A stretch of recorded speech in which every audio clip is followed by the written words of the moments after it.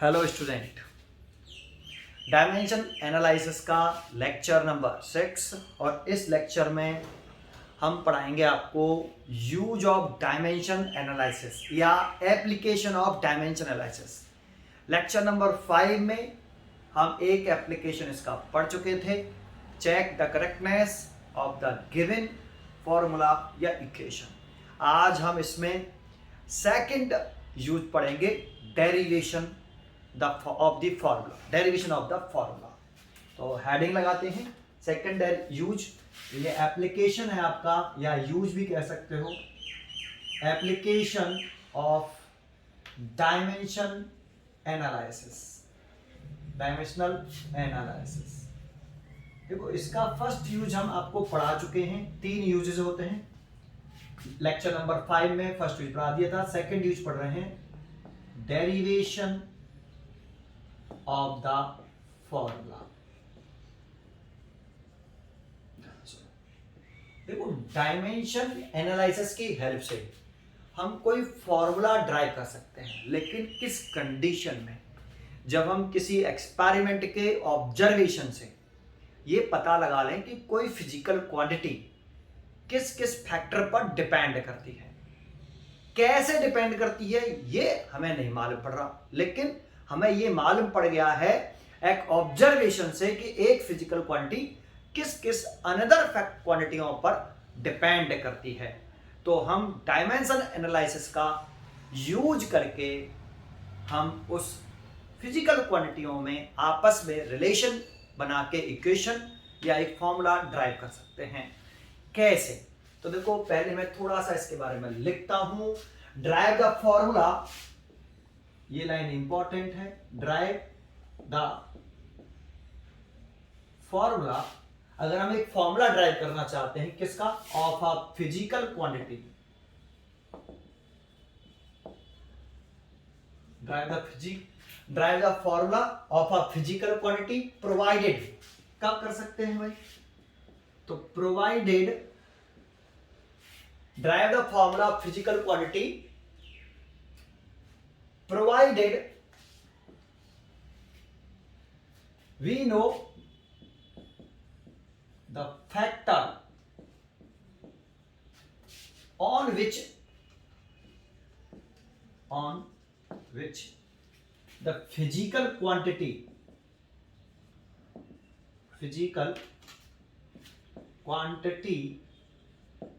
depends. Drive the formula of a physical quantity provided we know the factor on which the physical quantity depends. जैसा कि मैंने कहा, कोई हम experiment से के ऑब्जर्वेशन से हमें पता पड़ जाए, हम एक्सपेरिमेंट करें, उसमें ऑब्जर्व कर लें कि कोई फिजिकल क्वांटिटी किस किस फिजिकल अंदर फिजिकल क्वांटिटियों पर डिपेंड कर रही है, बट कैसे डिपेंड कर रही है ये नहीं मालूम पड़ रहा कि वो फिजिकल क्वांटिटी अंदर फिजिकल क्वांटिटियों के साथ डायरेक्टली रिलेशन रखती है। डायरेक्टली में भी बहुत सारे होते हैं, जैसे एफ एक्स में और वाई में डायरेक्ट रिलेशन है, तो ऐसा भी तो हो सकता है, ये भी तो डायरेक्ट रिलेशन है, ऐसा भी तो हो सकता है, लेकिन किस तरह से डायरेक्ट रिलेशन है ये नहीं मालूम पड़ रहा। लेकिन वो डिपेंड कर रही है, वाई की वैल्यू, एक्स की वैल्यू वाई पे डिपेंड कर रही है, इतना मालूम है। लेकिन किस टाइप से डिपेंड कर रही है? ऐसे डिपेंड कर रही है, या ऐसे डिपेंड कर रही है, ऐसे, या इस तरह से डिपेंड कर रही है, मालूम नहीं पड़ रहा। लेकिन ये पता पड़ गया है ऑब्जर्वेशन से कि एक्स की वैल्यू किस किस फिजिकल क्वांटिटियों पर डिपेंड करती है ना। और कैसे डिपेंड करती है ये ना मालूम पड़े, तो हम डायमेंशनल एनालिसिस की हेल्प से उस फिजिकल क्वांटिटी और जिन जिन फैक्टर पर वो डिपेंड कर रही है उनमें आपस में रिलेशन का एक फॉर्मूला ड्राइव कर सकते हैं डायमेंशन एनालिसिस की हेल्प से। वही मैंने लिखा है, drive the formula of physical quantity, लेकिन उसके लिए फॉर्मूला ड्राइव करना चाहते हैं तो provided we know the factor on which the physical quantity depends. अब इसको कैसे समझा सकते हैं? तो इसको तो हम एक एग्जाम्पल की हेल्प से ही समझा सकते हैं। तो मैं देखो एक एग्जाम्पल की हेल्प से इसको कैसे करते हैं, इसके पूरे प्रोसेस को देखिए। एक क्वेश्चन करके दिखाते हैं, उस पूरे क्वेश्चन को आप करके देखोगे तब आपको मालूम पड़ेगा कि हम कैसे एक फॉर्मूला ड्राइव कर सकते हैं। ठीक है, एक क्वेश्चन लिखता हूं मैं पहले, पॉज करके। देखो मैंने एक एग्जांपल लिखा, टाइम बचाने के लिए पॉज करके लिखा बेटा। एक क्वेश्चन लिख दिया मैंने, देखो ये क्वेश्चन कैसे आता है, इसकी लैंग्वेज पे ध्यान देना है ना, और थोड़ा सा मैं जो बोलूँ उस पर। The wavelength of lambda, wavelength का सिंबल है lambda, of matter wave may depends. तो देखो ये लाइन इंपॉर्टेंट होती है कि जो वेवलेंथ है वो कौन कौन सी फिजिकल क्वांटिटी पे डिपेंड कर रहा है ना। तो जैसे मैंने भी बताया कि अगर कोई फिजिकल क्वांटिटी हमने ऑब्जर्व करके हम पता कर लें कि कोई फिजिकल क्वांटिटी किस किन किन अदर फिजिकल क्वांटिटियों पर डिपेंड करती है, कैसे करती है ये नहीं पता है, लेकिन एक फिजिकल क्वांटिटी किसी अनदर फिजिकल क्वांटिटियों पर कैसे डिपेंड करती है ये पता कर लें तो हम फॉर्मूला ड्राइव कर सकते हैं डायमेंशन एनालिसिस का हेल्प लेके। तो ये जानकारी आपको क्वेश्चन में गिवन होती है। जैसे इस क्वेश्चन में गिवन है the wavelength of lambda of matter wave, तो वेवलेंथ की बात कर रहा है, डिपेंड्स अपॉन, तो ये वेवलेंथ है वो किस किस फैक्टर पर डिपेंड कर रही है, एक तो प्लांक कांस्टेंट पर कर रही है h पर, एक मास पर कर रही है, एक वेलोसिटी पर कर रही है। Use the method of dimension to drive the formula. लेकिन अब हम इसमें ये नहीं मालूम पड़ रहा कि लैम्डा प्लांक कांस्टेंट के साथ कैसा रिलेशन रख रही है, डायरेक्टली रिलेशन है, इनवर्स रिलेशन, उसकी पावर क्या है, इसके बारे में कोई जानकारी नहीं है ना। तो इसकी स्टार्टिंग कैसे करते हैं सॉल्यूशन। देखो जो क्वांटिटी डिपेंड करती है, तो देखो ये वाली क्वांटिटी डिपेंड कर रही है, किन फैक्टर पर कर रही है, इन सब पर कर रही है, तो इसको अलग लिख लीजिए, लैम्डा प्रोपोर्शनल टू लगा लीजिए, directly proportional to Planck constant h। Sir directly proportional है नहीं, इसकी पावर x लिख लीजिए बेटा।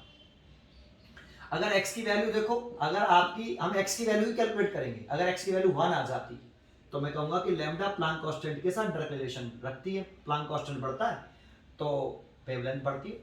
अगर x की वैल्यू 2 आती है तो मैं कहूंगा कि भाई डायरेक्ट रिलेशन है लेकिन स्क्वायर के साथ है। अगर इसकी वैल्यू माइनस के 1 आती है तो मैं कहूंगा h की वैल्यू -1। अब लैम्डा का h के साथ ऐसा रिलेशन आएगा तो इनवर्स रिलेशन हो जाएगा।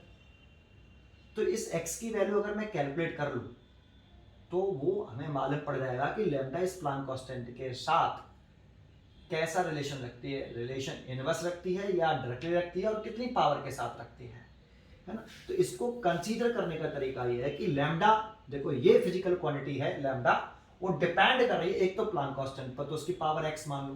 नहीं तो ये पावर कैसे मानते हैं, जो भी जैसे ये h है ना, अगर इसमें मान लो x होता, मान लो इसमें x होता तो फिर पावर क्या लेट करते, x नहीं करते, डिफरेंट कंसीडर करते हैं power, p q r let कर लेते, p q small p small q r a b c let कर लेते, small a small b small c, मतलब जो भी आपको क्वांटिटियों के सिंबल दे रखे हों उनसे डिफरेंट कंसीडर करना आप power. Mostly x y z ही कंसीडर करते हैं, इसलिए h की पावर x कंसीडर कर ली।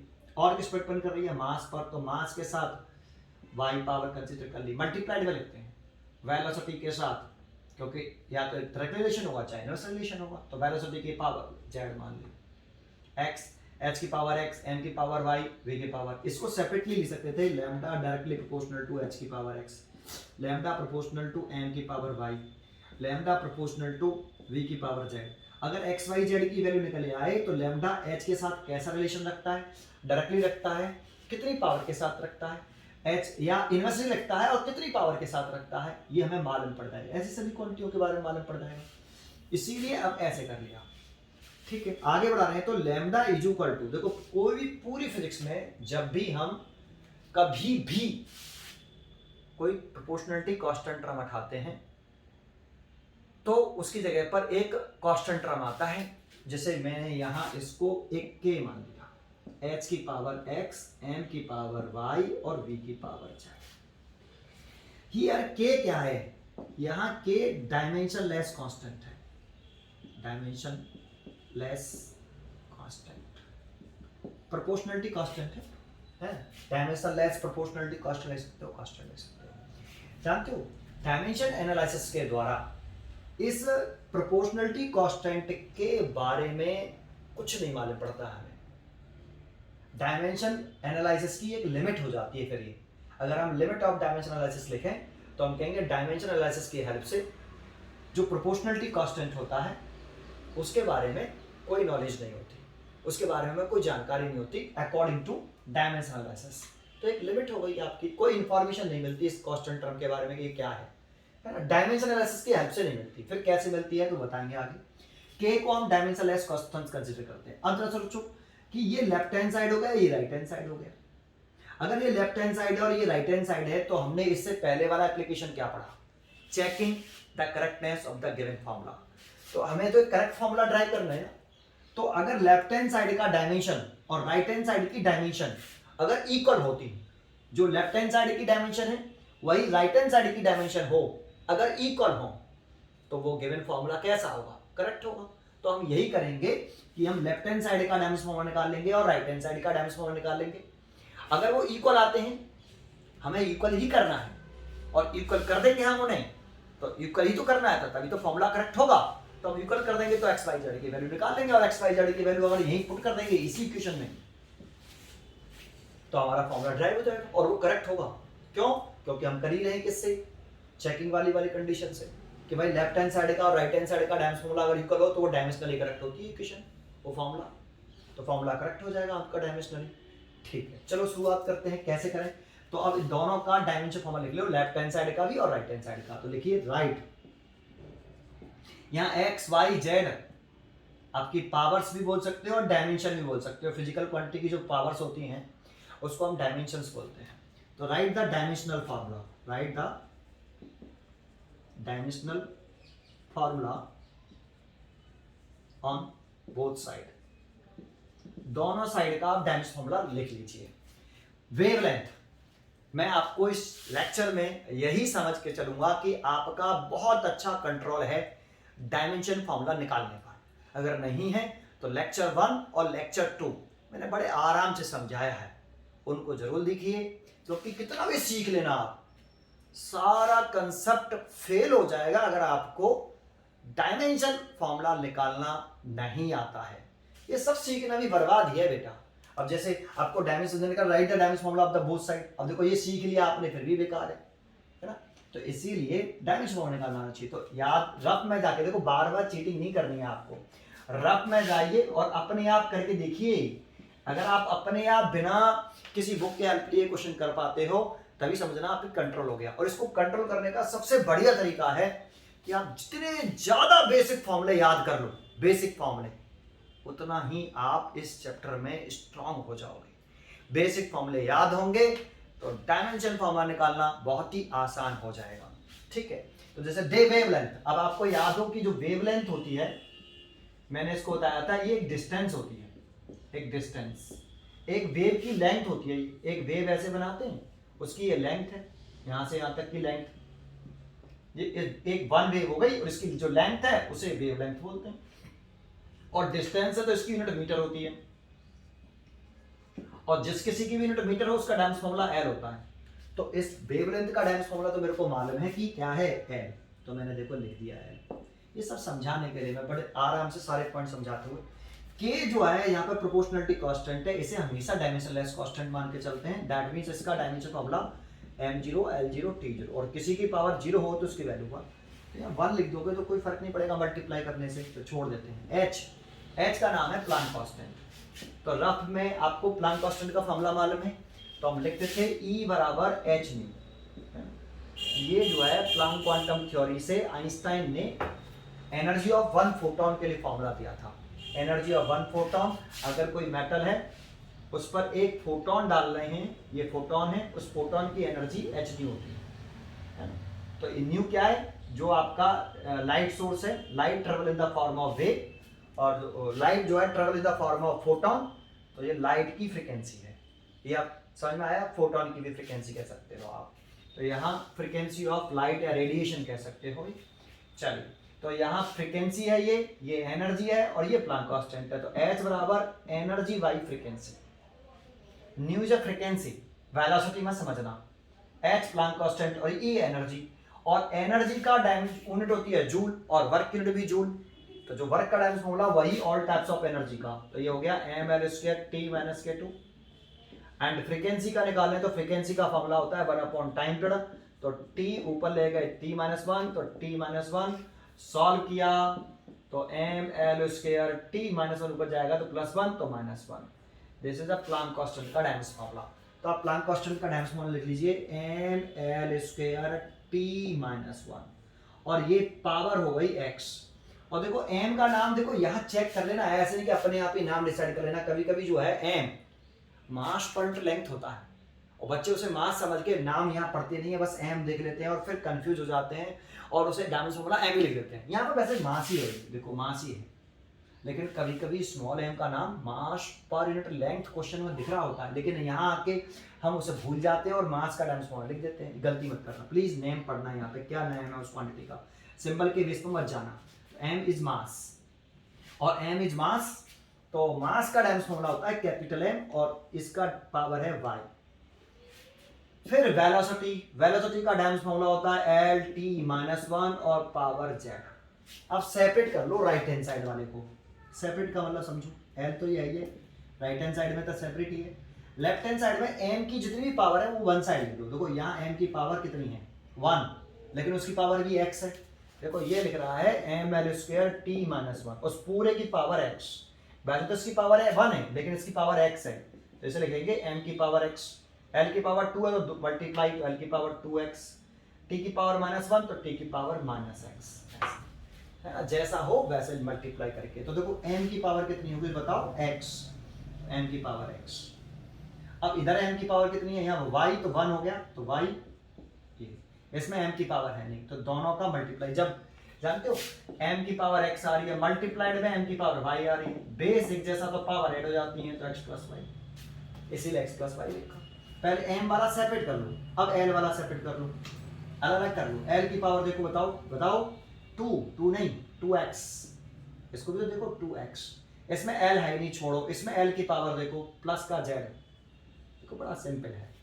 t की पावर देखो, अब इसमें t की पावर कितनी -x, विद साइन लिखेंगे -x, इसमें t है नहीं, इसमें x की पावर t की पावर माइनस के z, ये इक्वेशन नंबर 2। अब बताओ कि ये इक्वेशन करेक्ट कब होगी, ये तब होगी जब लेफ्ट हैंड साइड का और राइट हैंड साइड का डायमेंशन फॉर्मूला सेम होगा, डायमेंशन सेम होगी, है ना, तो ये डायमेंशनली करेक्ट होगा। तो अब बताओ इसकी डायमेंशन कितनी है, m की डायमेंशन कितनी है, डायमेंशन पावर को बोलते हैं x प्लस वाई, और इधर m की पावर डायमेंशन कितनी है 0। सर डायमेंशन 0 कैसे है, क्योंकि उधर m है ही नहीं, और जब हो नहीं तो उस वाली कंडीशन में, क्वेश्चन तो आपने पढ़ ही लिया है, थोड़ा सा मैं इतना साफ कर दूं, है ना, कितना साफ कर देता हूँ, यहाँ से लिखता हूँ। तो देखो इसको आप ऐसे लिख सकते थे m0, यही लिख देता हूँ यहाँ, इसको l की पावर तो m0, l की पावर +1 है और t की पावर 0 है, क्योंकि इधर l ही तो है ओनली, तो l तो लिखा है, m है नहीं तो उसकी वैल्यू पावर 0, उसकी वैल्यू 1 हो गई, और t की पावर 0 उसकी भी वैल्यू 1 हो गई, तो l की पावर 1। अब कंपेयरिंग कर लो, आप क्या कर दो कंपेयरिंग, तो कंपेयरिंग द डायमेंशन, किसकी कंपेयरिंग कर रहे हो, डायमेंशन की। सर डायमेंशन मतलब power on both side, on the both side, on both side comparing कर लीजिए। अगर बराबर कर दोगे तभी तो डायमेंशनल इक्वल होगा, बोथ साइड की डायमेंशन इक्वल होगी तभी तो वो करेक्ट इक्वेशन बनेगी, करेक्ट फॉर्मूला ड्राइव होगा। तो इधर m की पावर कितनी है x प्लस वाई, और ये तो राइट हैंड साइड में होगा, लेफ्ट साइड में m की पावर 0, तो 0, इक्वेशन नंबर 3, ये देखो, है ना, या इसी को सेकंड कह लो यार, इसका कोई इक्वेशन नहीं, ठीक है। अब दोबारा से जाओ, इधर l की पावर कितनी है, तो 2x प्लस z, और इधर l की पावर 1, तो 1 लिख लो, इक्वेशन नंबर 3। t की पावर देखो -x माइनस के z, t की पावर देखो 0, तो 0।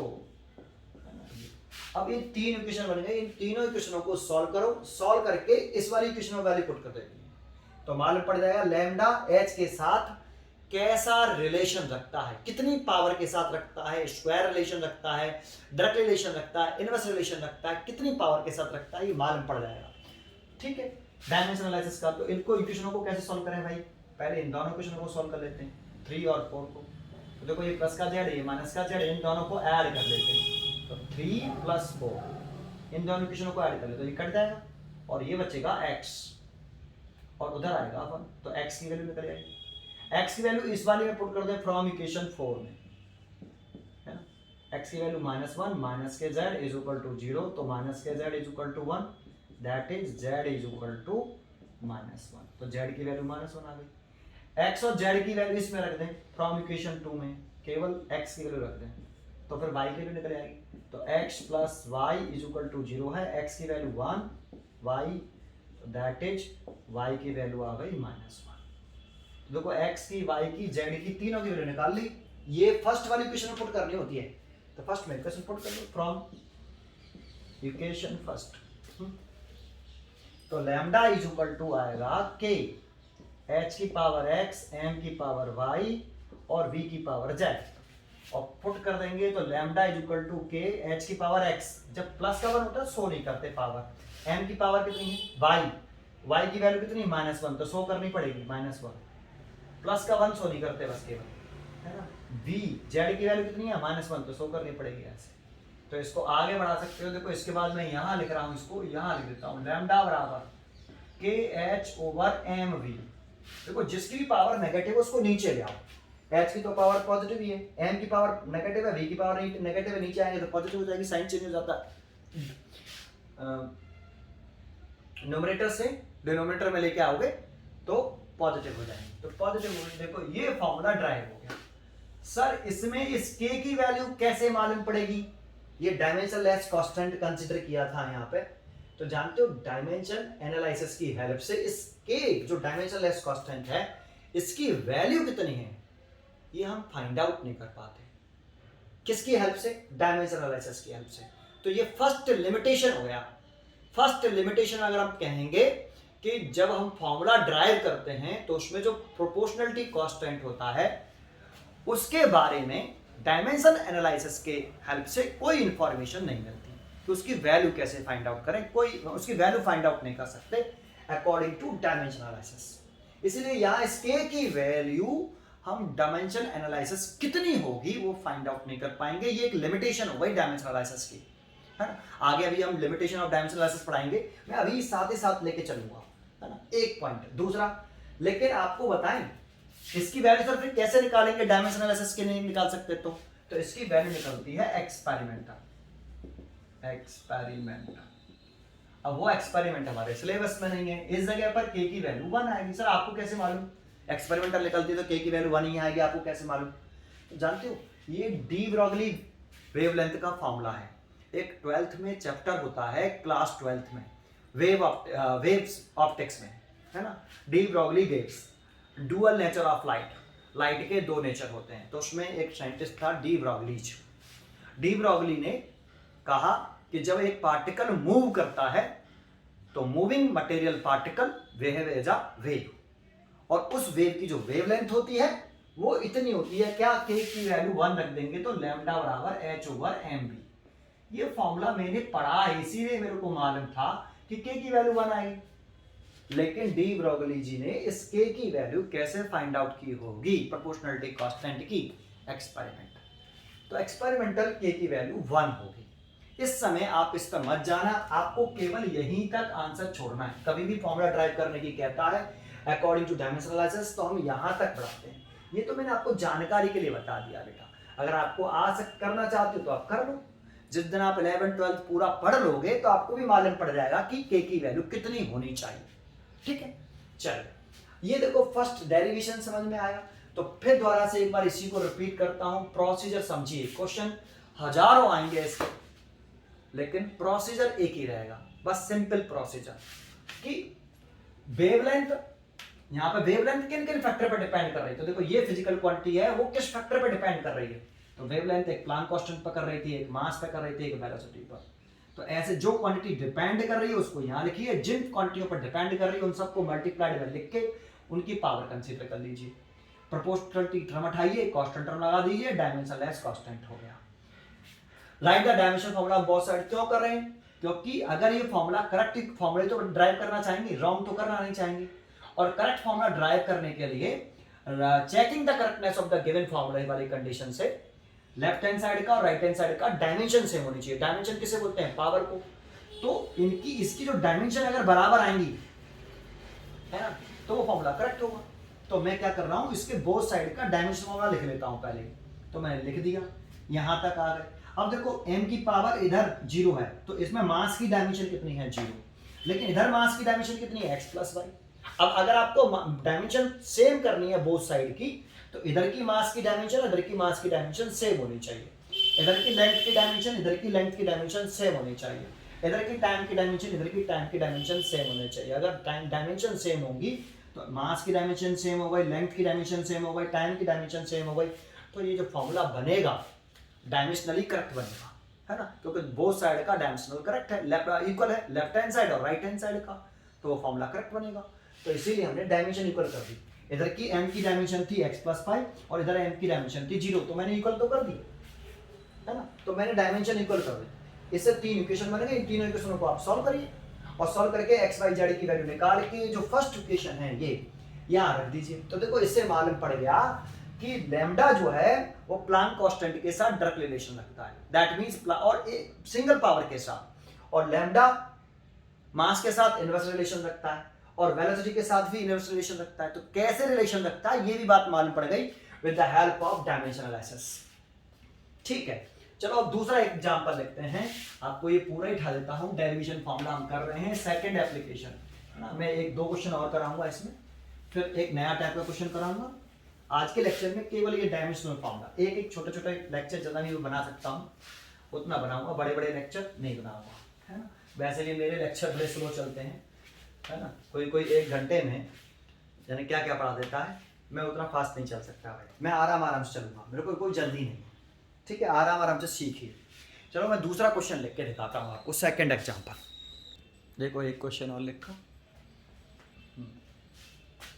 सॉल्यूशन शुरू करते हैं। क्वेश्चन पढ़ना आना चाहिए। Experiment so that the frequency of tuning fork, देखो ये डिपेंड्स, तो फ्रीक्वेंसी डिपेंड कर रही है, कभी कभी डिपेंड की जगह पर टर्म यूज होता है, टर्म्स ऑन, है ना, इन टर्म क्या आएगा, in tuning fork in term of, in term, कभी कभी डिपेंड ना कह के इन टर्म कह सकता है कि फ्रीक्वेंसी का फॉर्मूला ड्राइव करो इन टर्म ऑफ दिस, जैसे इन term of length, density, young modulus, in term भी वर्ड यूज कर सकता है। यहाँ क्या वर्ड यूज किया है, डिपेंड्स ऑन। तो frequency of tuning fork depends on, एक तो लेंथ पर डिपेंड कर रही है फ्रीक्वेंसी, डेंसिटी पर कर रही है और यंग मॉडुलस पर कर रही है, लेकिन किस तरीके से कर रही है ये नहीं बताया, लेकिन डिपेंड करती है एक्सपेरिमेंट से, ये सो मालूम पड़ा है। फिर कह रहा है कि on the basis of dimension analysis drive the expression of frequency of the tuning fork, तो ये नहीं कहता ड्राइव द फॉर्मूला ही कह देता ड्राइव द फॉर्मूला बस, और बताता नहीं किसके लिए, तो फ्रीक्वेंसी के लिए कर रहा, क्योंकि फ्रीक्वेंसी डिपेंड कर रही है इन सब पर, तो जो डिपेंड करती है उसको यहां लिखते हैं एन। किस किस पर कर रही है, डायरेक्टली प्रोपोर्शनल लगाते हैं। एक तो लेंथ पे कर रही है, उसका सिंबल, सिंबल पे मत जाना, नेम पे जाना। लेंथ बोल रहा है, डेंसिटी बोल रहा है डी, और young modulus of its material, तो यंग मॉडुलस बोल रहा है वाई। अब देखो इसमें वाई आ गया, तो हम इसकी पावर जो है एक्स वाई जेड नहीं मानेंगे, तो किस वाई से मैच कर जाएगा, तो हम क्या कर लेंगे, A B C, P Q R, small P small Q R, ये तीन ही मानते हैं, A B C X Y Z P Q R, बस किसी भी सिंबल से ये जो पावर है वो मैच नहीं करनी चाहिए, ठीक है। तो एक इक्वेशन लिख ली। अब हमें क्या करना है, ए की वैल्यू के एन का एल के साथ कैसा रिलेशन है, अगर ए पॉजिटिव आया तो डायरेक्ट रिलेशन रहा और नेगेटिव आएगा तो इनवर्स रिलेशन रहेगा।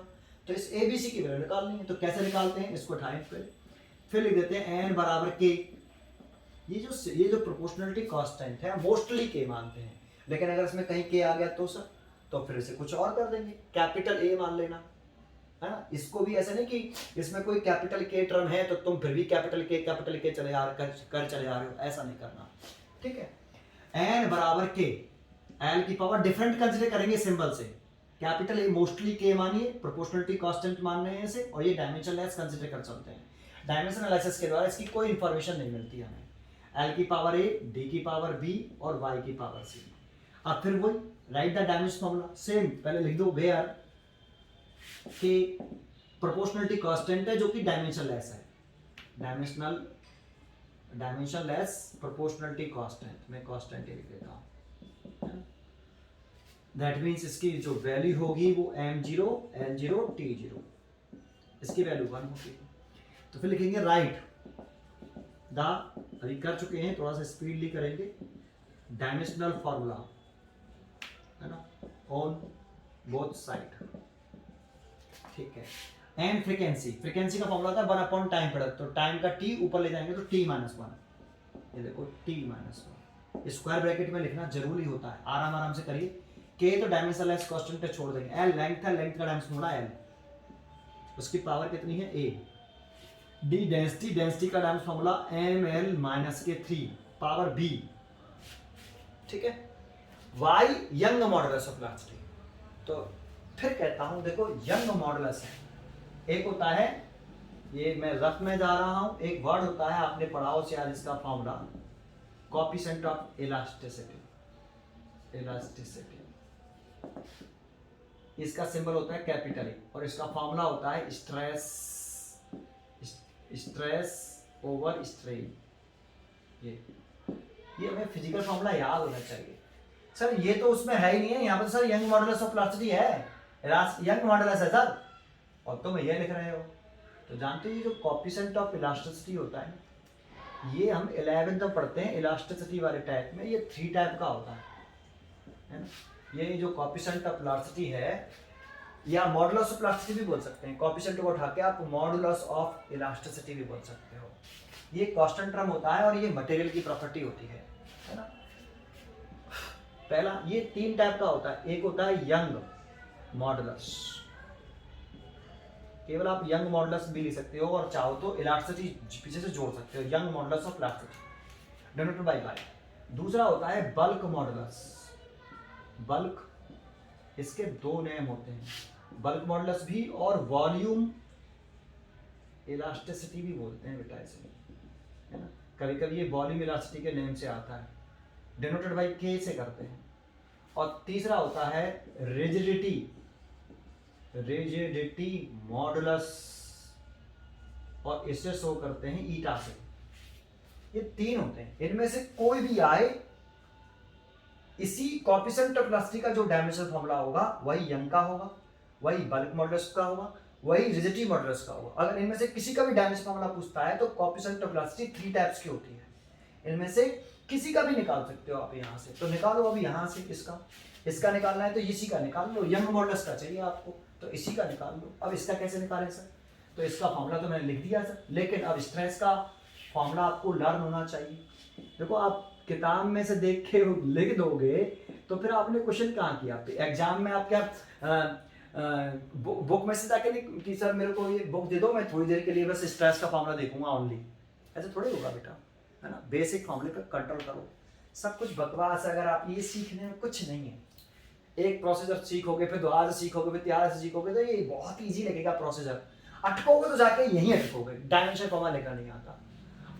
बस यही कंसेप्ट है भाई। स्ट्रेस का फॉर्मूला होता है फोर्स बाई एरिया। अब ये बेसिक फॉर्मूले होते हैं। सर ये स्ट्रेस क्या होता है, तो ये मत पूछो अभी। अगर ऐसे पूछने लगो कि सर ये क्या होता है, वो क्या होता है, ये क्या होता है, तो जानते हो पूरी 11th की बुक खत्म हो जाएगी, क्योंकि पूरी 11th के ये टॉपिक है, स्ट्रेस को समझाएंगे एनसीईआरटी के 2nd वॉल्यूम में, है ना, इलास्टिसिटी वाला चैप्टर में। ऐसे पूछोगे तो फोर्स क्या है ये न्यूटन लॉ ऑफ मोशन में समझाएंगे, वैसे आपने पढ़ा हुआ फोर्स तो। चलिए mlt माइनस के 2 और एरिया का एल स्क्वायर।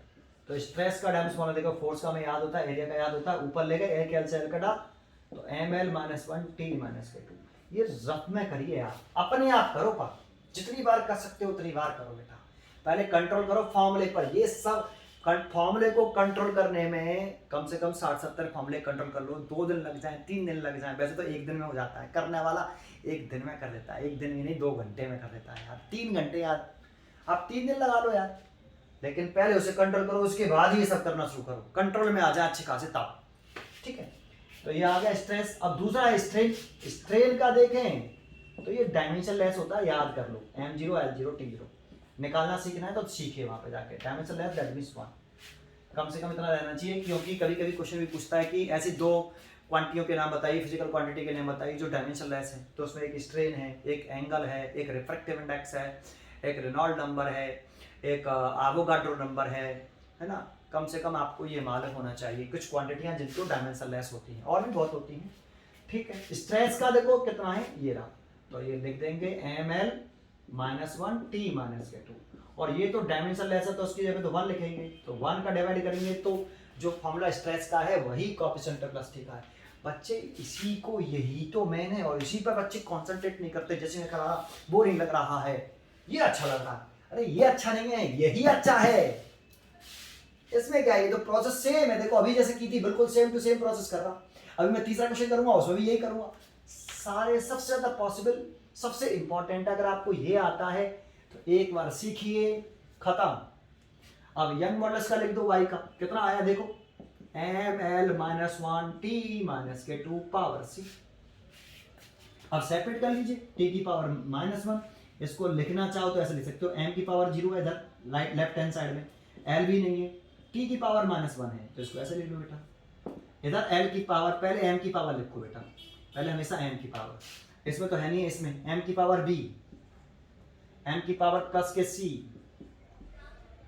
l की पावर a प्लस का, l की पावर माइनस का 3b, 3 और b और माइनस भी है, l की पावर माइनस के c, t की पावर इसमें है नहीं, इसमें है नहीं, इसमें है, t की पावर कितना माइनस के 2c।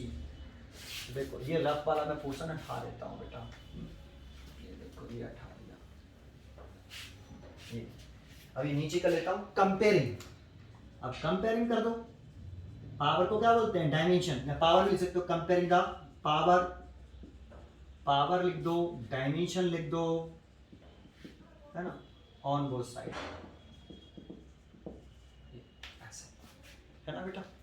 ये समझ में आ रहा है, चल रहा है, ठीक है। आगे बढ़ते हैं तो कंपेयरिंग करें, इधर m की पावर b प्लस c, अब मैं समझा चुका हूं क्यों इक्वल कर रहे हैं, b प्लस c इधर 0, इसे इक्वेशन 1 मानते हैं हमेशा। इस वाले को यही a b c की वैल्यू निकाल के यही पुट करना होता है, तभी तो फॉर्मूला ड्राइव होगा। ये सेकंड इक्वेशन मान लें, b प्लस c 0, l की पावर देखें तो a माइनस के 3b और माइनस के c, ये l की पावर हो गई लेफ्ट राइट हैंड साइड में, उधर l की पावर 0 है लेफ्ट हैंड साइड में, इक्वेशन नंबर 3।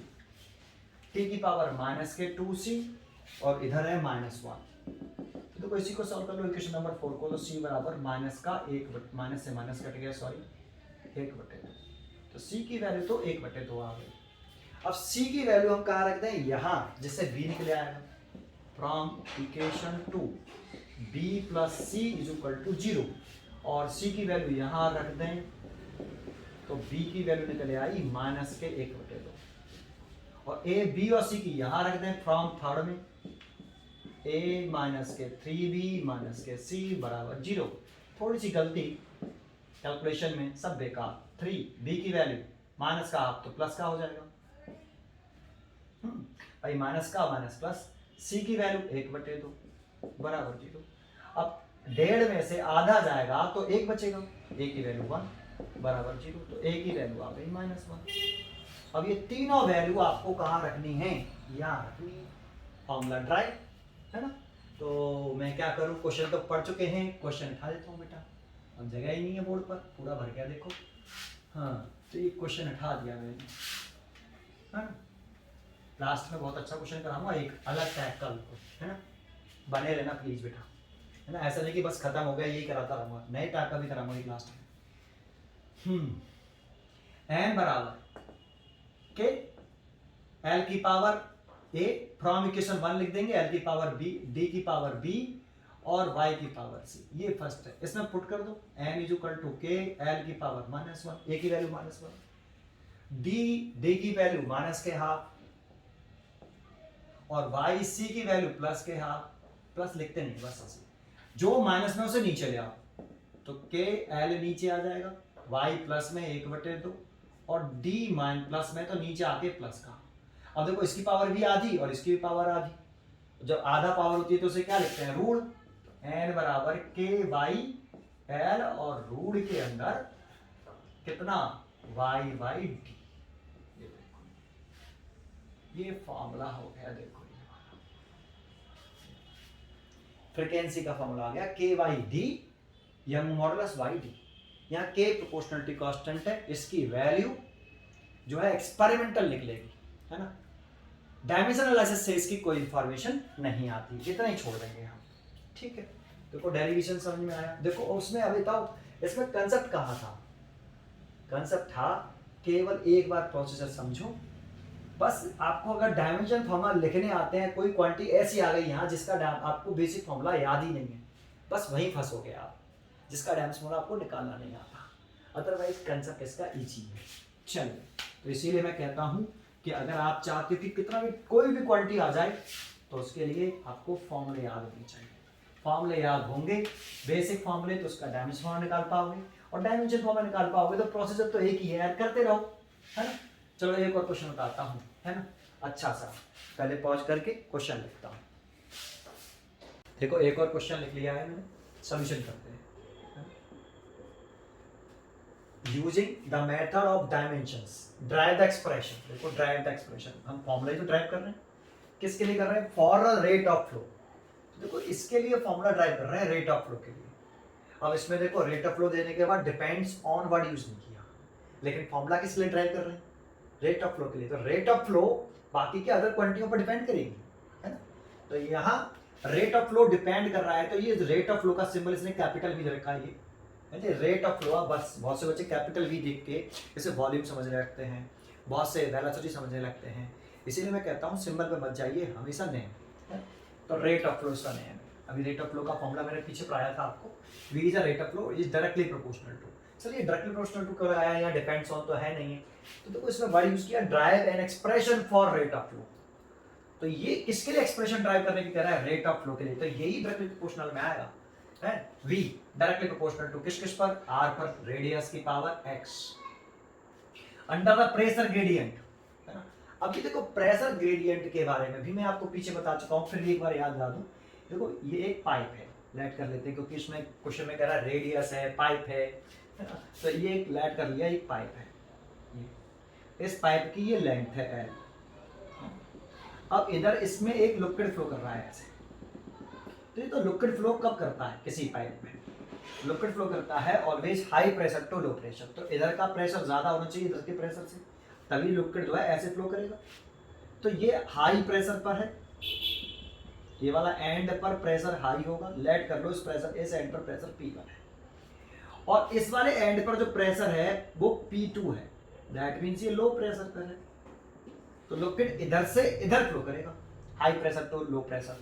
अब इन दोनों एंड के अक्रॉस प्रेशर में डिफरेंस कितना है, what the name of P, इसका नाम है pressure difference, difference across ends of pipe, ends of pipe. P is a pressure difference, आप तो डेल्टा P लिख सकते हो, आप P भी लिख सकते हो, नेम इंपॉर्टेंट होता है। और ये प्रेशर डिफरेंस है, तो P1 इस एंड का प्रेशर, P2 इस एंड का प्रेशर, ये हाई प्रेशर ये लो प्रेशर, तो प्रेशर डिफरेंस कितना, P1 माइनस के P2। अब इस वाले एंड से इस वाले एंड की तरफ चल रहे हैं, तो प्रेशर डिक्रीज हो रहा है, कितना डिक्रीज हुआ, P1 से जब P2 पे पहुंच जाएंगे तो इतना प्रेशर डिक्रीज हो गया। भाई P1 में से P2 उठा दो तो इधर से इधर चल रहे हैं, घटते जा रहे हैं, तो प्रेशर घटता जा रहा है, तो इतना प्रेशर में डिफरेंस है। तो इतना प्रेशर डिफरेंस कितनी लेंथ में आया, L लेंथ में, तो इसके लिए हम वर्ड यूज करते हैं प्रेशर ग्रेडियंट। जब भी पीछे ग्रेडियंट आता है तो नीचे डिस्टेंस आती है या लेंथ आती है, कितनी डिस्टेंस में इतना प्रेशर में चेंज आया, डिफरेंस आया, चेंज इन प्रेशर भी कह सकते हो, प्रेशर डिफरेंस भी कह सकते हो।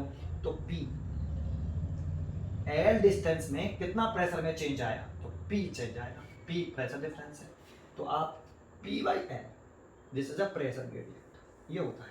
ये एक फिजिकल क्वांटिटी हो गई आपकी पूरी।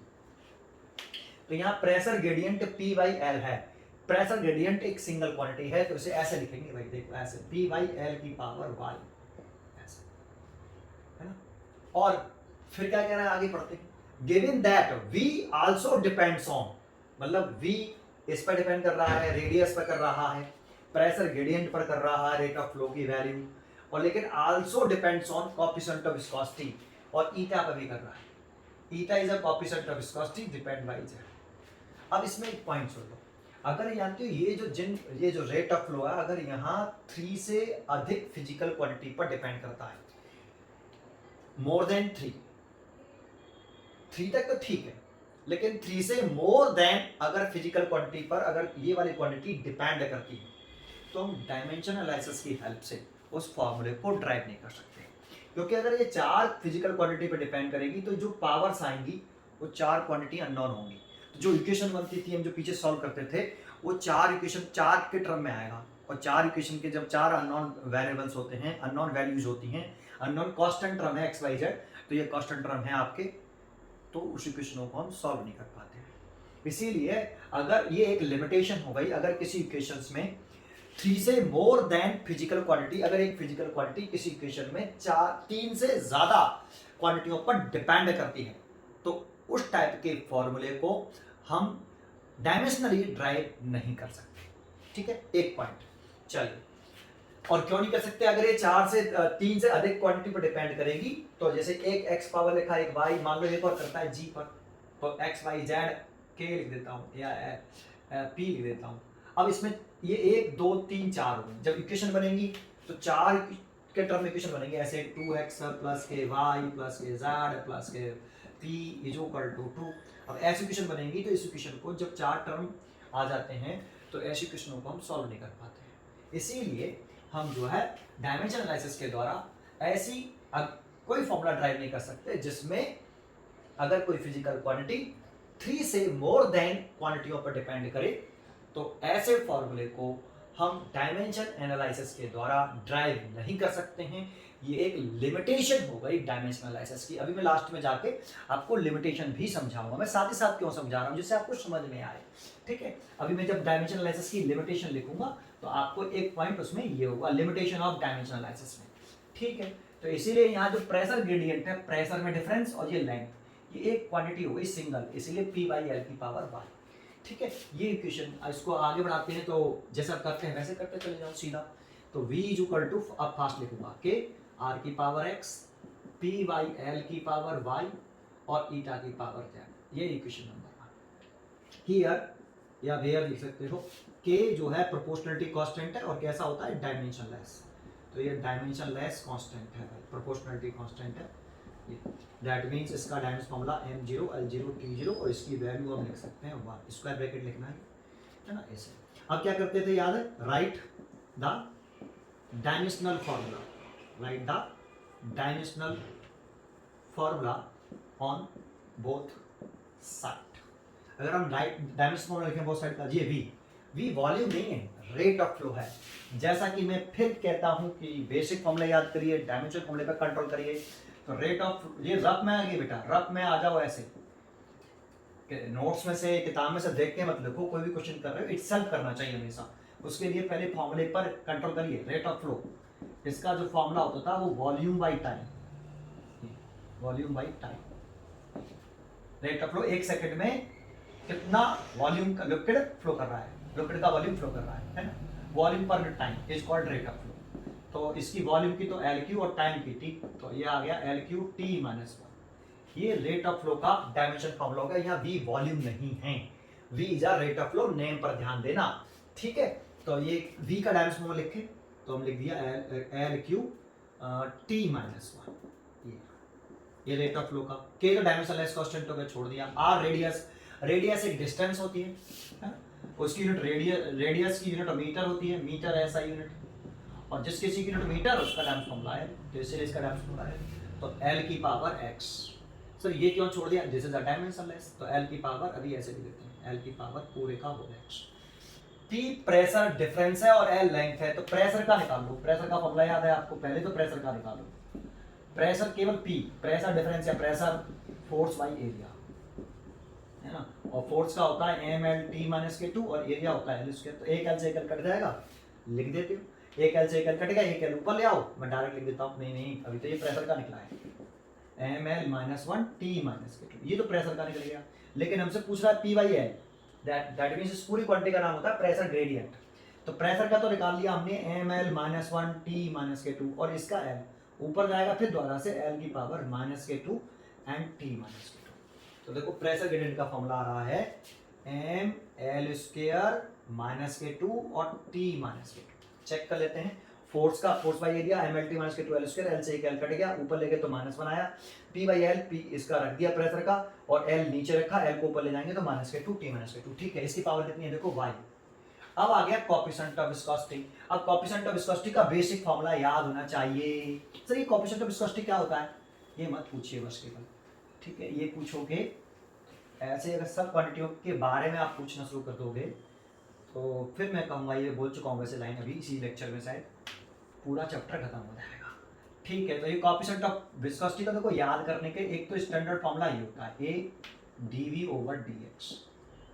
अगर आप यहां से करना चाहें सर, ये क्या है, फोर्स है, ईटा का नाम तो कोएफिशिएंट ऑफ विस्कोसिटी है, ए का नाम एरिया है ना, डीवी स्मॉल वेलोसिटी है तो वेलोसिटी लिख लेता हूँ, है ना। डीवी जब वर्ड यूज होता है, डीवी पूरा एक सिंगल वर्ड है, ऐसा नहीं डी अलग है बी अलग है ना। डीएक्स स्मॉल डिस्टेंस है तो ये डिस्टेंस है ऐसे।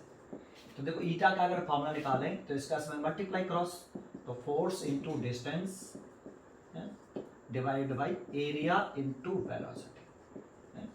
एक तो ये वाला फॉर्मूला यूज कर सकते हो, यहां से निकाल सकते हो एम एल। इंपॉर्टेंट यही होता है, जैसे हम रफ समझ रहे हैं ना, ये रफ नहीं, यही सबसे बड़ा फेयर है बेटा। यही नहीं आता, डायमेंशन फॉर्मूला नहीं आता तो ये आगे यहाँ बढ़ेगा ही नहीं, कहाँ से बढ़ जाएगा। हाँ, तो फोर्स का एम एल टी माइनस के टू, ये रफ में ही करते हैं पर जाके डिस्टेंस में एल, और आपको याद हो, मेरे को तो याद होता है इसका, ईटा का M L minus one T minus one आने वाला है।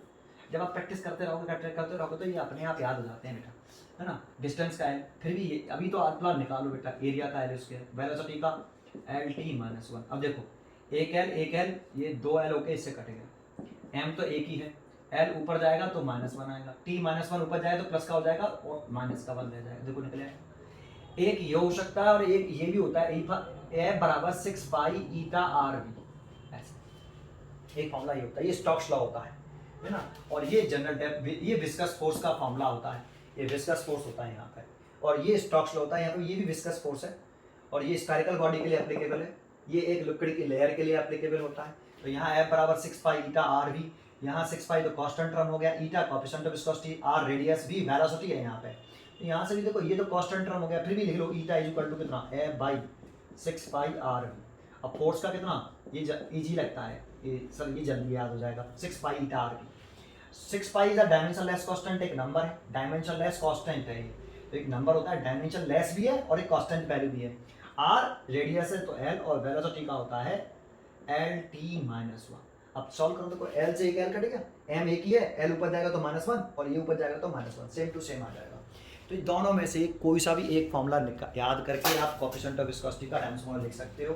तो मैं देखो उसका डायमेंशन फॉर्मूला यहाँ लिख देता हूँ ईटा का, तो M L minus one T minus one power Z. अब सॉल्व कर लो, इधर की तरफ एम की पावर है नहीं तो जीरो, एल की पावर 3, टी की पावर माइनस वन, इधर पहले एम की पावर तो एम, अब इसमें एम है नहीं, इसमें एम की पावर यहाँ ये माइनस के टू तो इसकी है, एम की पावर प्लस एक और वाई तो वाई, इसमें एम की पावर प्लस का जेड तो प्लस के जेड, इसमें एल की पावर देखो, एल की पावर एक और पावर एक्स तो एक्स, एल की पावर माइनस के टू वाई, एल की पावर माइनस के जेड, विद पावर लेते हैं माइनस साइन साइड, ठीक है।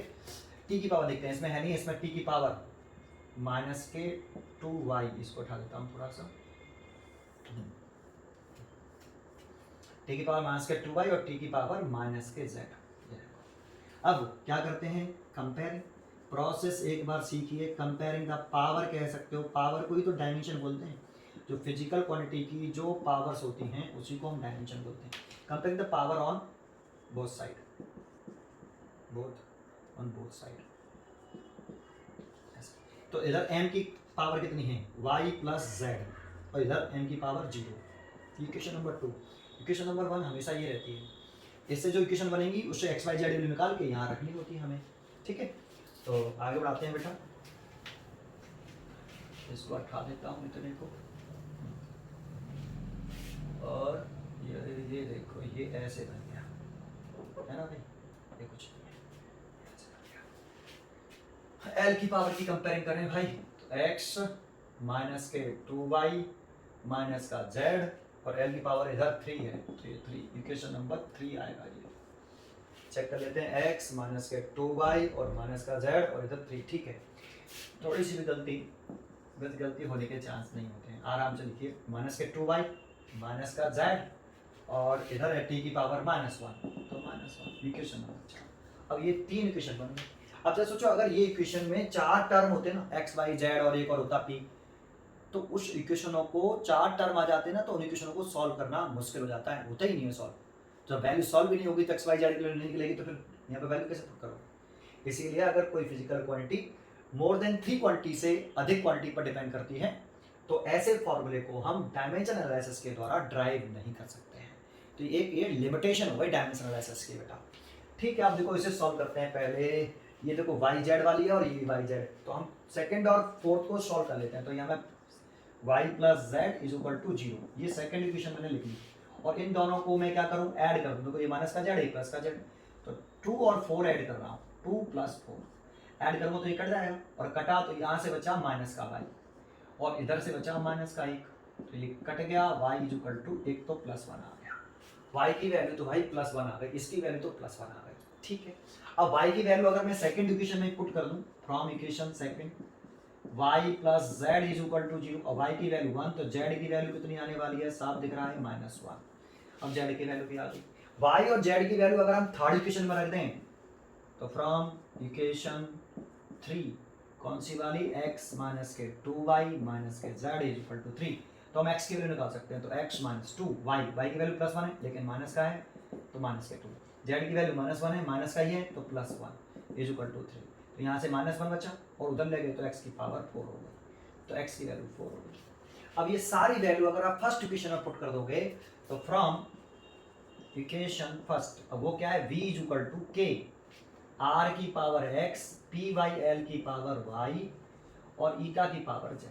अब x y z यहाँ पुट कर दो आप, वही फॉर्मूला आंसर हो जाएगा। तो देखो कहाँ करूँ, ये क्वेश्चन उठा के मैं यही पुट कर देता हूँ बेटा, ऑप्शन यही है, मेरे पास जगह है ही नहीं है ना, तो पुट कर देता हूँ यहाँ लिखता हूँ v, कैपिटल V है ये, rate of flow not volume is equal to, यहाँ पुट कर रहे हैं फर्स्ट क्वेश्चन में, तो k r की पावर x की वैल्यू कितनी 4, तो r की पावर तो 4 हो गई, p बाई l उसकी पावर 1, तो 1 सो नहीं करते, ईटा की जेड की पावर -1, तो -1, जो माइनस में होता है उसे बस नीचे लाना है आपको। तो इसको आप देखो कैसे लिख सकते हो, v is equal to k p r 4, देखो k p और r की पावर 4, और नीचे ईटा आ जाएगा और l नीचे है ये, तो ईटा l। तो देखो ये होता है रेट ऑफ फ्लो का फॉर्मूला। यहाँ जो k है ना, ये प्रोपोर्शनलिटी कांस्टेंट है, डायमेंशनलेस कंसीडर कर लिया है हमने, इसकी वैल्यू डायमेंशनल एनालिसिस द्वारा फाइंड आउट नहीं कर सकते। तो डायमेंशनल एनालिसिस में जो प्रोपोर्शनलिटी कांस्टेंट होता है डेरिवेशन फार्मूले में, उसकी वैल्यू को हम डायमेंशनल एनालिसिस के द्वारा फाइंड आउट नहीं कर सकते हैं। तो फिर सर कैसे करते हैं, तो एक्सपेरिमेंटल। वैसे यहाँ ये एक्सपेरिमेंटल k की वैल्यू π/8 आती है, सर कैसे आती है, तो ये एक्सपेरिमेंटल आती है। तो इस पर आप विचार ना करें, अभी आप केवल इसको छोड़ दें, आप अभी यहीं तक आंसर लिख दें, यही आंसर है बेटा। आपको जैसे जैसे ये फ्लो ऑफ लिक्विड में पाउजुल इक्वेशंस होती है, इसे पाउजुल इक्वेशंस बोलते हैं, ये आपको सेकंड यूनिट वॉल्यूम में मिलेगा आपको, ठीक है, एनसीईआरटी के सेकंड वॉल्यूम में मिल जाएगा, ये टॉपिक पूरा टॉपिक मिलेगा। और वहाँ पर भी जानते हो इसका जो डेरिवेशन किया गया है, वहाँ पर भी इसका डेरिवेशन डायमेंशन एनालिसिस से किया है, मतलब ऐसे ही डेराइव करना पड़ेगा ये पाउजुल इक्वेशन का डेरिवेशन, है ना, वहाँ पर भी यही डेरिवेशन है बेटा इसका। चलिए तो एक क्वेश्चन ये हो गया। चलो अब डिफरेंट टाइप का एक क्वेश्चन बताता हूँ, देखो अब ध्यान से सुनना, अभी एक अच्छा क्वेश्चन करा रहा हूँ, 2 या 3 कराऊंगा, वो भी अच्छे क्वेश्चन, इस टाइप के नहीं बट अलग टाइप के, डेरिवेशन फॉर्मूले में ही। देखो एक बहुत ही बढ़िया सुंदर क्वेश्चन लिखा है, इसमें 4-5 क्वेश्चन कराऊंगा, ध्यान से समझना इसका क्या मतलब है। Taking velocity v, time t and force as a fundamental quantity, ये लाइन पे ध्यान दो बेटा। अभी तक देखो इसका मतलब क्या है, ये क्यों कह रहा है, इसका पहले मतलब समझो। जानते हो हमने जो स्टैंडर्ड 7 फंडामेंटल क्वांटिटियां होती हैं बस केवल, बाकी की सारी 7 फंडामेंटल होती हैं, 2 सप्लीमेंट्री होती हैं, बाकी की सब छोड़ के जितनी भी क्वांटिटी है वो सारी डायरेक्ट क्वांटिटी होती है। 7 फंडामेंटल क्वांटिटी क्या होती है, अभी इसको हम आगे पढ़ाएंगे कि फंडामेंटल क्वांटिटी का मतलब क्या है। अभी तो बस 7 फंडामेंटल क्वांटिटी हम पढ़ा चुके हैं। एक होता है मास, इसको हम फंडामेंटल क्वांटिटी मानते हैं, और इसका जो डायमेंशनल फॉर्मूला मानते हैं वो हम कैपिटल एन मानते हैं। दूसरा लेंथ, और इसका हम डायमेंशनल फॉर्मूला कैपिटल एल मानते हैं, ये भी फंडामेंटल क्वांटिटीज है। तीसरा टाइम, इसको हमने फंडामेंटल क्वांटिटी कंसीडर किया है, और इसका टाइम का टी होता है डायमेंशनल फॉर्मूला। फोर्थ होता है करंट, इसका डायमेंशनल फॉर्मूला हमने कैपिटल ए कंसीडर किया है। फिफ्थ टेम्परेचर, इसका हम डायमेंशनल फॉर्मूला के मानते हैं या फिर थीटा मानते हैं। 6 लुमिनियस इंटेंसिटी, इसका हम डायमेंशनल फॉर्मूला सी डी ही मानते हैं, कैंडला बोलते हैं इसको। 7 अमाउंट ऑफ सब्सटेंस, इसका हम डायमेंशनल फॉर्मूला MOL मानते हैं, या फिर म्यू भी लिख देते हैं कभी कभी, ठीक है। ये 7 फंडामेंटल क्वांटिटी मानी गई। 2 सप्लीमेंट्री क्वांटिटी होती हैं, 2 सप्लीमेंट्री होती हैं, सप्लीमेंट्री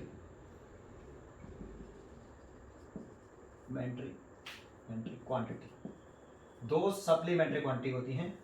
एक तो होता है प्लेन एंगल, और ये एंगल का डायमेंशन लेस होता है, ये डायमेंशन लेस होता है ना। इसकी यूनिट रेडियन होती है, यूनिट रेडियन, और ये डायमेंशन लेस होती है, इसका कोई डायमेंशन आ चुके हैं, डायमेंशन लेस होती है, ठीक है।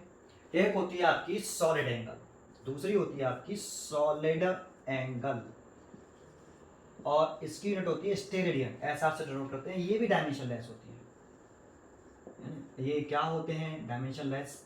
सर ये प्लेन एंगल, सॉलिड एंगल को डिफाइन करेंगे। ये वैसे सॉलिड एंगल जो आता है 12th में आता है, लेकिन अभी 11th में भी जब हम यूनिट्स पढ़ेंगे ना, यूनिट के बारे में, सिस्टम ऑफ यूनिट, यूनिट्स, है ना, तो fundamental unit, derived unit, supplementary units, ये क्वांटिटी के बारे में पढ़ेंगे तब बताएंगे। आपके पास 7 फंडामेंटल क्वांटिटी ये और 2 सप्लीमेंट्री, इनके अलावा जितनी भी क्वांटिटी है वो सारी डराइव्ड है। अब जरा देखो, क्या वेलोसिटी इसमें आ रही है फंडामेंटल में? नहीं आ रही। क्या टाइम आ रहा है? तो टाइम तो आ रहा है, लेकिन फोर्स आ रहा है? नहीं आ रहा है। लेकिन यहाँ क्वेश्चन में क्या कह रहा है? टेकिंग, मतलब कंसीडर कर लो आप, एज्यूम कर लो आप, है ना, होती तो नहीं है लेकिन आप कर लो, टेकिंग वेलोसिटी, टाइम और force as a fundamental quantity.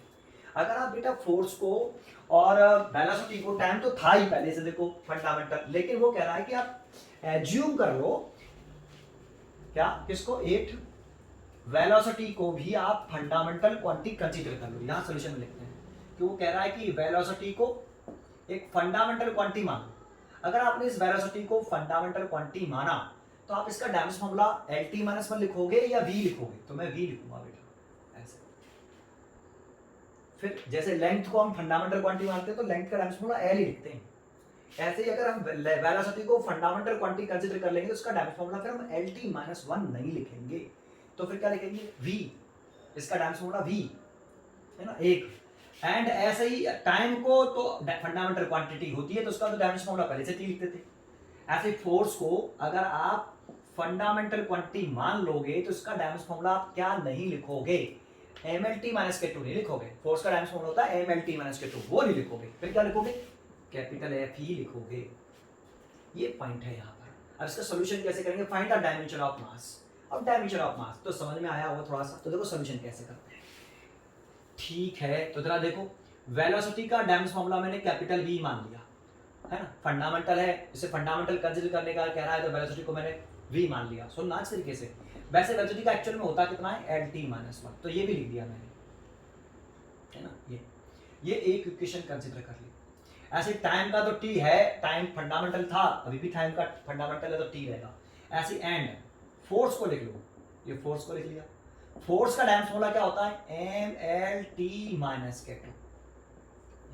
अब जानते हो, इन दोनों इक्वेशनों को सॉल्व करके आप m की डायमेंशन फॉर्म, m की वैल्यू निकालो, l की वैल्यू निकालो, और t की वैल्यू, तो t तो फंडामेंटल है, तो t की वैल्यू तो t ही होगी।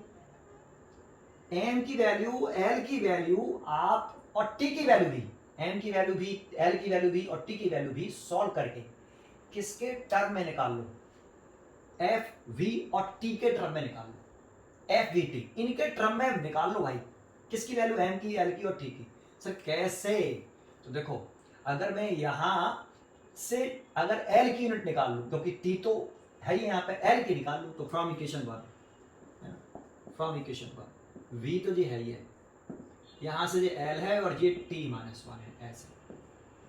इसमें से मेरे को L की वैल्यू निकालनी है, तो L की वैल्यू कितनी हो गई? देखो L की, T को इसके नीचे ले आओ, तो V तो ये V है और T की वैल्यू नीचे आ गई -1, तो ये हो गई VT। तो L की वैल्यू निकल आई VT, तो L की value in term of V और T निकली L की वैल्यू। अब L की वैल्यू और T की वैल्यू यहां से हम M की वैल्यू निकाल लो, तो फ्रॉम इक्वेशन कौन सी वाली? 2, इससे यहां से आप M की वैल्यू निकालोगे तो देखो ये F है और ये M, ये L और ये T-2, तो यहां से M कैसे निकालेंगे? M इज इक्वल टू, इसको इसके नीचे ले आए, F divided by L T-2, ऐसे। और ये वाली चीज ऊपर ले आए हम, तो ऊपर ले आए तो एफ एल टी माइनस के टू, ये देखो आ गया, ये एम आ गया। अब आपसे किसका डायमेंशन फॉर्मूला पूछ रहा है, find the dimension of mass, तो मास का डायमेंशन फॉर्मूला पूछ रहा है। तो एफ को तो फंडामेंटल माना है तो इसको तो एफ ही लेने दें। एल की देखो मैंने वैल्यू निकाली अभी, एल की वैल्यू निकाली इन टर्म ऑफ वीट, तो आप थोड़ा सा एक काम करते हो, यही वैल्यू पुट करते तो ज्यादा बढ़िया था। एफ ऐसे आ गया, एम की निकालनी है, एल की जगह पर आप क्या पुट कर दो वी टी, तो ये वी टी आ गया और ये टी है ये आपका माइनस के टू, है ना ऐसे। चलो अभी अलग अलग लिख लो, सबको अलग अलग लिख देते हैं। एम को अलग लिख लिया, एल की जगह पे हम वी टी लिख देते हैं ऐसे, और टी की पावर माइनस के टू है ये। एम ऐसे कैसे उतार लिया, एल की जगह पे वी टी और टी की ऐसे उतार लिया। अब देखो यहाँ से आप एम सॉल्व कर लो, एम निकालोगे, एफ ये आ गया और वी इसको नीचे ले आओ तो कितना आएगा, वी टी की पावर माइनस वन, ऐसे भाई माइनस के टू प्लस के टी तो माइनस के वन ऊपर ले आओ, तो एम वी की पावर माइनस वन और टी की पावर प्लस, तो देखो ये, तो एम का डायमेंशन फॉर्मूला निकल आया, देखो ये था, मास ऑफ डायमेंशन पूछ रहा था तो मास ऑफ डायमेंशन आ गया एफ वी की पावर माइनस वन टी। बड़ा सिंपल है। आपको वेलोसिटी को फंडामेंटल मानना है तो वेलोसिटी का फंडामेंटल मान लो, एफ को भी फंडामेंटल दे दो, मैंने मान लिया, इसको इसमें लिख लो आप डायमेंशन फॉर्मूले को।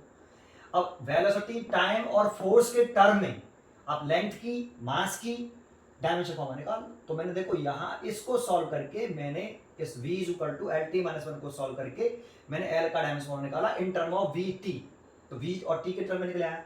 अब फ्रॉम इक्वेशन सेकंड से मैंने m की वैल्यू निकाल सकता हूं, देखो l की वैल्यू मेरे को मालूम पड़ गई ये रही, और t की वैल्यू, तो t को ही तो फंडामेंटल माना गया इसीलिए t रहेगा।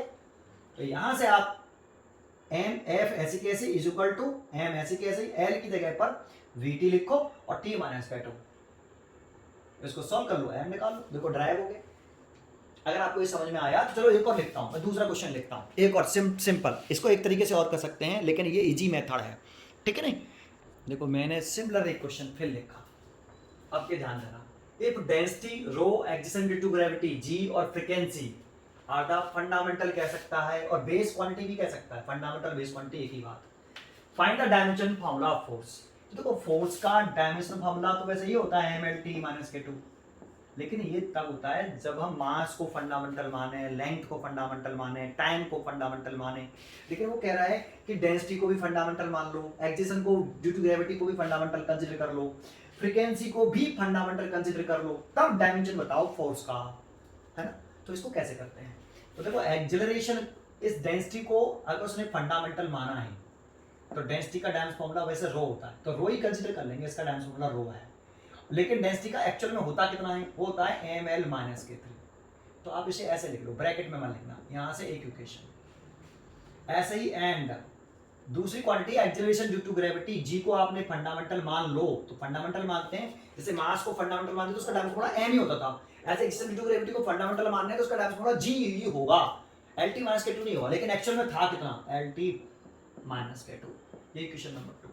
फिर कह रहा है फ्रीक्वेंसी को, एंड फ्रीक्वेंसी मतलब ये न्यू होता है, उल्टा सी बनाते हैं ऐसे, ये वेलोसिटी का सिंबल नहीं है, वेलोसिटी ऐसे बनता है या फिर v ऐसे बनता है, वेलोसिटी छोटा v, लेकिन ये उल्टा सी बनाएंगे थोड़ा सा, फिर उसको ऐसे करेंगे, this is the symbol of frequency, इसका डायमेंशन फॉर्मूला होता है t माइनस वन, देखो ये आपका तीसरा इक्वेशन।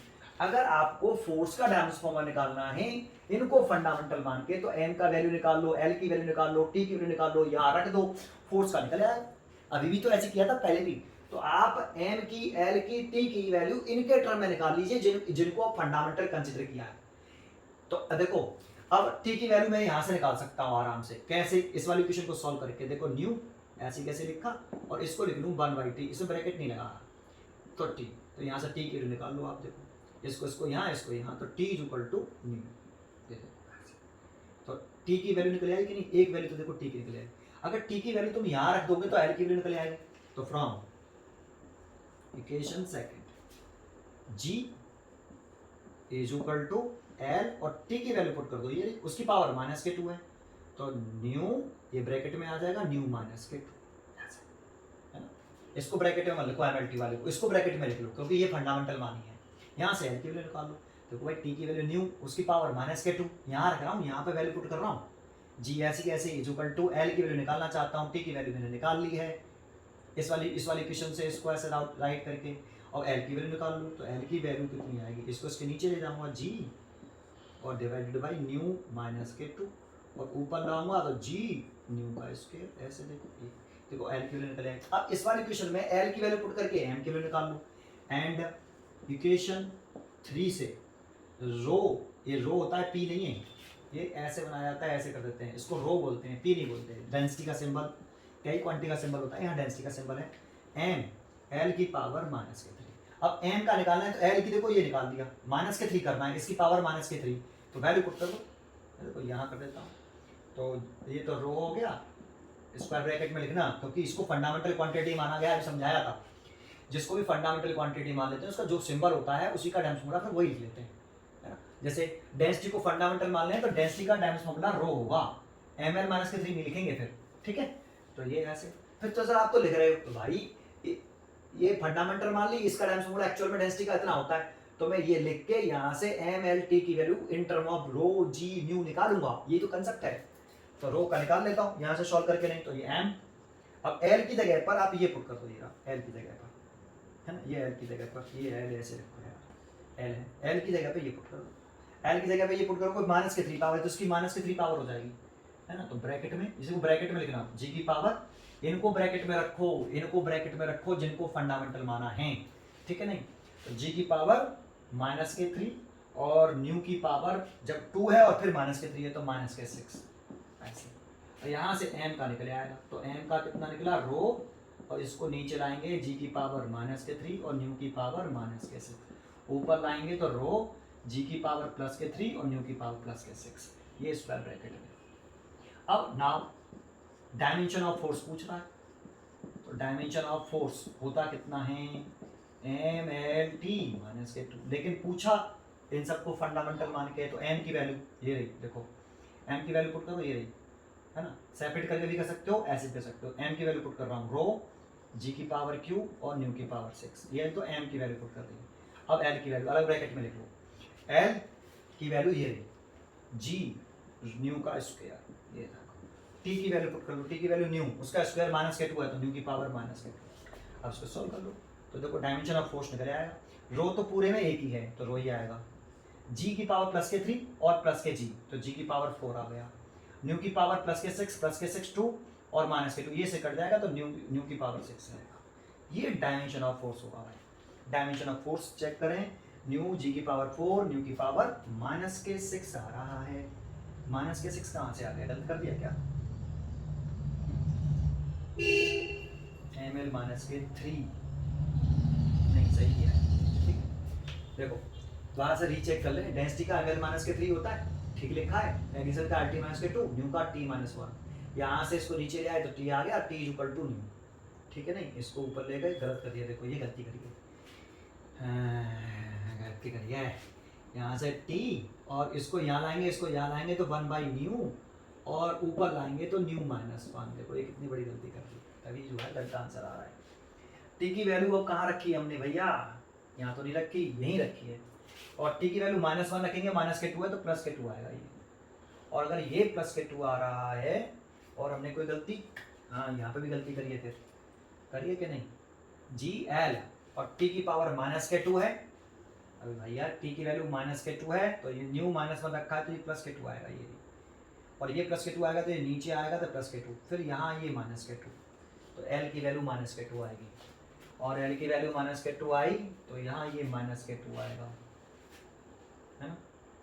और ये सही किया है, फिर ये भी सही नहीं किया होगा, जब आपने एल की वैल्यू पुट करी होगी, सब कुछ गड़बड़ कर दिया यार। एल की वैल्यू माइनस के 3 यहाँ पे पुट करोगे, ये वाली, तो जी की पावर तो माइनस के 3 आएगा, और एल की वैल्यू माइनस के 2 है, और माइनस के 2 और माइनस के 3 प्लस के 6 आएगा ये, और ये प्लस के 6 आया तो ये भी प्लस के 6 आएगा, और ये प्लस का 6 आया तो ये माइनस के 6 आएगा, ये माइनस का 6 आएगा तो ये माइनस का 6 आएगा, ये कट जाएगा तो ये माइनस का 6 आएगा। अब ठीक है बेटा, सॉरी सॉरी सॉरी सॉरी, दोबारा से चेक कर लेते हैं भाई, गड़बड़ हो जाती है, थोड़ी सी मूर्ता जल्दी सी करी और यहाँ छोटी सी गलती हुई। डेंसिटी एम एल माइनस के 3 फर्स्ट क्वेश्चन, जी का ये तो सही है, जब इसको 1 बाई टी लिखेंगे, टी को यहाँ लाएंगे, इसको यहाँ लाएंगे, गलती कर गए, ये न्यू ऊपर जाएगा तो -1। अब ये कहाँ से कर रहे हैं, इक्वेशन 2 से। तो जी ऐसी कैसे लिखा, ये जो इक्वल टू लगाया, एल लिखा, टी की जगह पर अगर मैं -1 रखूंगा और -2 पहले से, तो +2 हो जाएगा। फिर इसको नीचे लाऊंगा, फिर इसको ऊपर लाऊंगा, तो फिर -2 हो जाएगा। फिर इसको रो एम, ये थर्ड इक्वेशन से मैंने ये लिखा, थर्ड इक्वेशन न्यू, सॉरी ये रही फर्स्ट इक्वेशन से, ये थर्ड इक्वेशन नहीं, ये फर्स्ट इक्वेशन से।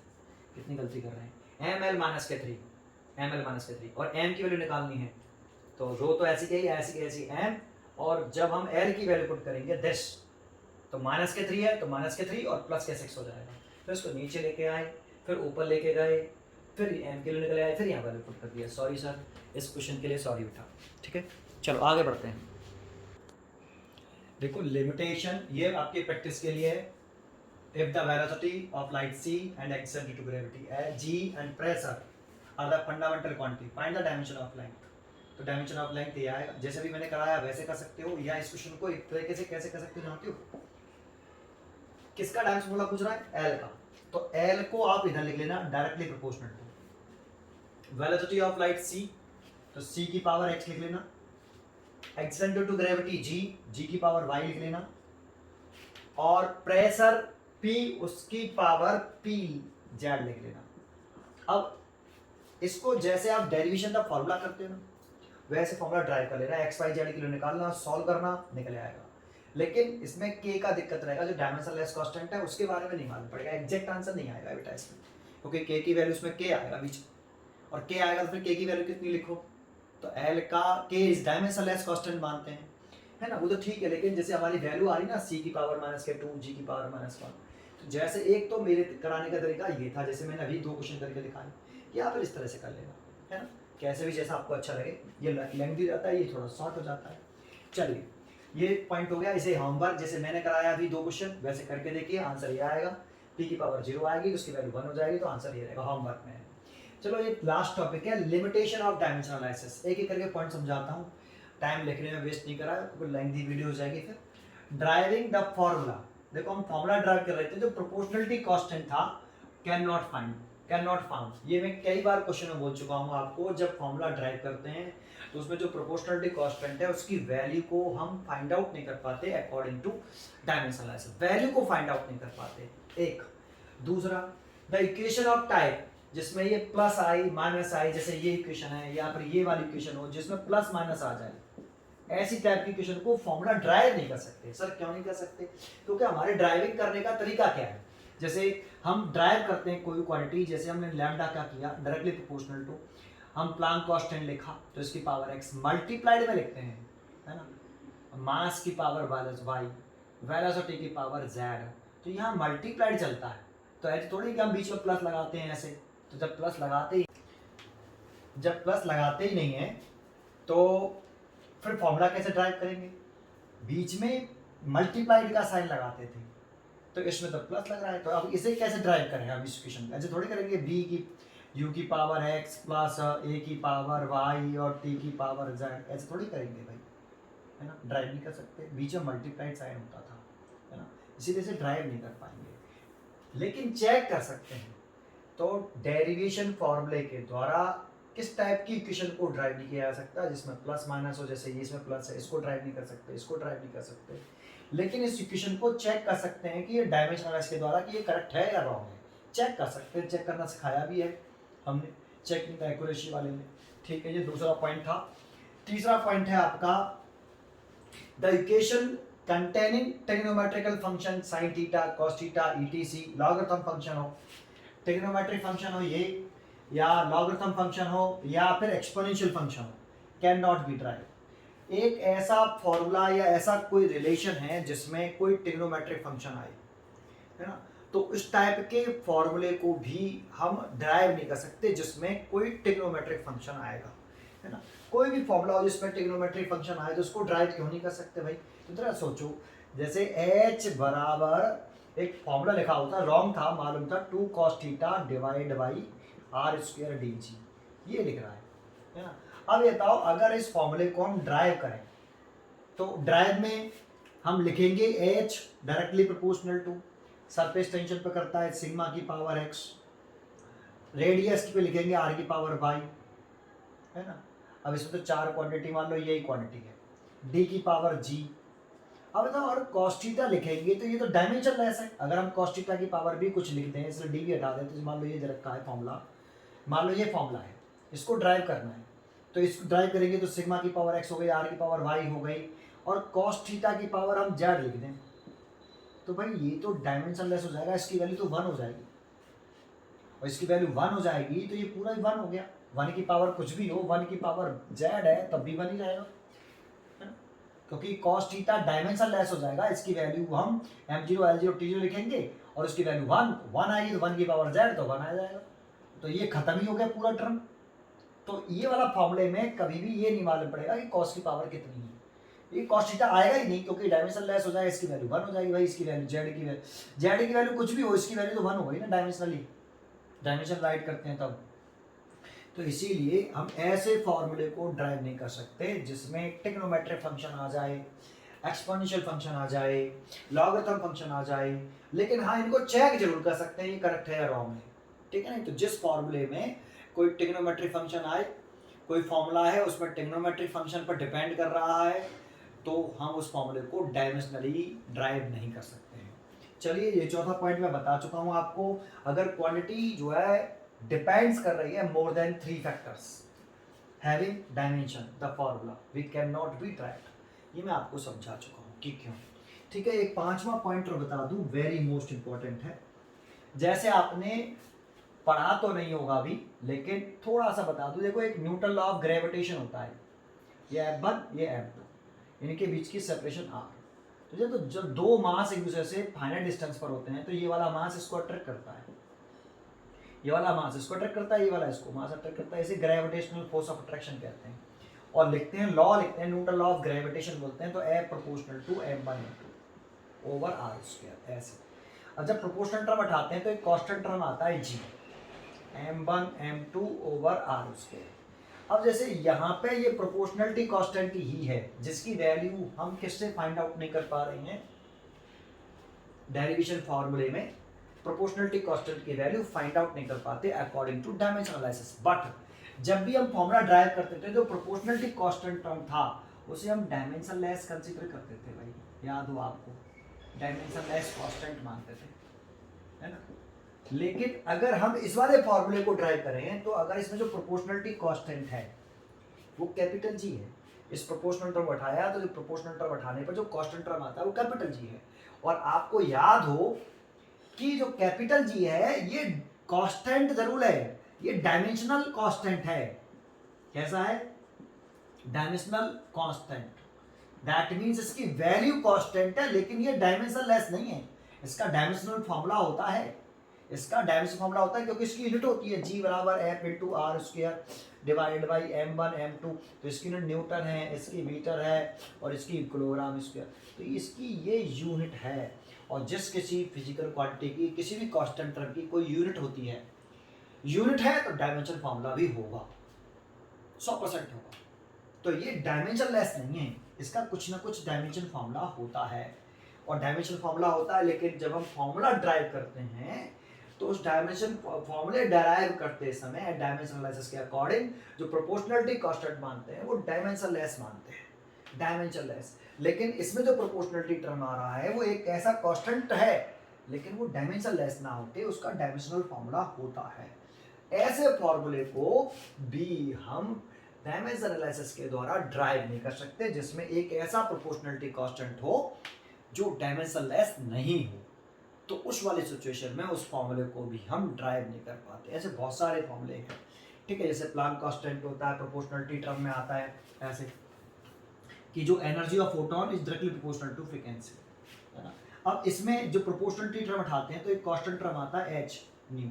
अब इस फॉर्मूले को भी आप डायमेंशनली ड्राइव नहीं कर सकते हो, क्योंकि h जो है ये प्रोपोर्शनलिटी कांस्टेंट है, और इस प्रोपोर्शनलिटी कांस्टेंट की वैल्यू हम डायमेंशन लेस नहीं मान सकते, क्योंकि ये डायमेंशन इसका फॉर्मूला है। तो ये बात समझ में आ गई होगी, ये लास्ट पॉइंट था।